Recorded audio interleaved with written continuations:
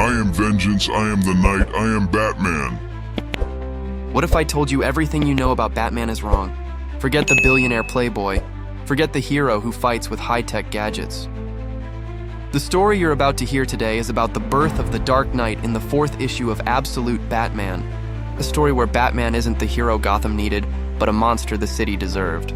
Get ready, because the journey of Absolute Batman didn't begin with money. It began with pure hatred.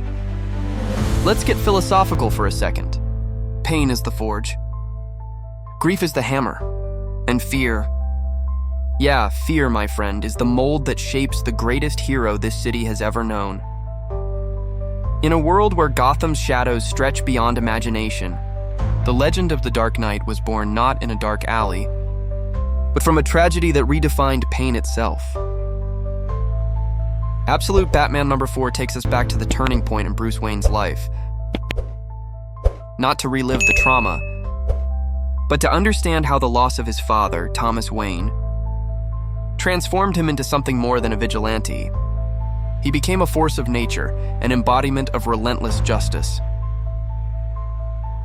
We are thrown directly into a scene of pure adrenaline, one of Batman's very first confrontations.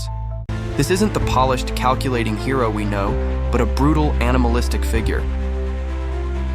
Mrs. Nigan is thrown from the top of a building, but before she hits the ground, he saves her, revealing his true form. He hunts the gang members, a crew of criminals who dared to challenge the protection offered to the citizens of Gotham. His serrated teeth and sharp claws on an improvised suit show the rawness of a young Bruce at his wildest. He doesn't just fight. He destroys, with the fury of someone who carries the weight of the world's pain on his shoulders. He even bit a dude's neck, check that out. It's insane. The flashback takes us to the past, to a young Bruce, a genius on the rise. We see his passion for engineering, for movement, and for building things. His father, Thomas, guides him not as a billionaire dad, but as a teacher, a mentor, which is what he is in this version. He teaches Bruce that true strength doesn't come from brute force, but from adaptation and resilience. These lessons would become the foundation for every gadget, every tactic, and every device the future Batman would use in his war on crime. The cinematic narrative cuts between past and present in an impactful way. We see the young Bruce in court, facing the man who killed his parents, Joe Chill. His speech isn't about forgiveness. It's about pure, visceral hatred. He declares his contempt for Chill, throwing his father's loss in his face. This rage, this deep pain is the fuel for his journey. The agony of that moment in court, the feeling of powerlessness, shapes his decision to become what he calls the thing that hides in the shadows so no one has to hide again.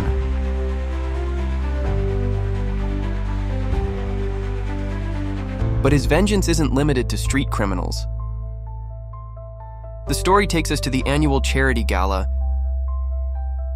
Dance for a Better Gotham. The city's elite gathers, full of fake smiles and empty words. Bruce, still observing as Batman, gets lost in the crowd. He sees the same faces he's already hunted, and the ones he's yet to hunt. They're the corrupt figures who use philanthropy to launder money.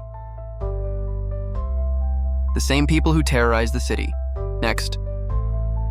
The scene shifts to a hunt where Bruce is watching a map of Gotham, marked with traffic routes as he tracks Gotham's corrupt families. He follows them, studies their movements, and realizes they're changing their shipment drop-off points to avoid detection. He watches them from a distance, then turns. We hear the roar of the engine and the screech of his vehicle's tires, a war machine. The Batmobile in its most basic form becomes a force of nature. The explosion hits a truck, launching a hydraulic crane on top of it. The cargo is revealed. An arsenal of wartime weapons is exposed, showing yet another battle won by Batman using strategy, not just violence, as he did in his first fights. The comic shows us Bruce's evolution. Not a magical transformation, but a series of trials and errors. His first suit, with teeth and claws, is a manifestation of his inner fury. But he realizes that true strength isn't in brute violence, but in the fear he can instill. He discards the claws, gets rid of the makeshift suit, and begins to build the armor of the Dark Knight. It's a metaphor for his own evolution. He learns to channel his rage and transform it into something precise and devastating. The story culminates in a moment of extreme tension and emotional impact. Bruce, now a more refined Batman, once again stands before Joe, his father's killer.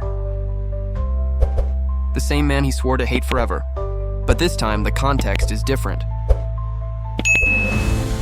The comic suggests that Joe has something to say because, as a child in court, Bruce didn't want to hear what he had to say. He just insulted him. And the comic shows that, in this scene, Joe has something that could redefine everything Bruce knows. The ending is a perfect cliffhanger, leaving us on the edge, ready to dive even deeper into the hero's mind, and already waiting for the next episode of Absolute Batman. On every page of Absolute Batman, it doesn't just tell a story. It makes us feel Bruce Wayne's pain, his rage, and his determination. It shows us that pain can be a force of destruction. But in the mind of a wounded genius, it can be the spark for the creation of something indestructible. This is ground zero, the moment when the legend becomes reality and the epic journey has only just begun. This is Absolute Batman number 4, which means the story on this channel is just getting started. If you enjoyed this tale of pain, vengeance, and the birth of one of the greatest heroes of all time, don't forget to leave a like, because your like is what boosts our channel and shows us you want to see more videos like this. And if you don't want to miss a new legend from a new universe of comics, a new origin, or a new epic moment, subscribe to the channel and hit that notification bell. That way the algorithm makes sure you're the first to know when a new video drops. And now I want to hear from you. What was your favorite part of this story? What did you think of this more brutal and visceral version of Batman? Let me know in the comments below.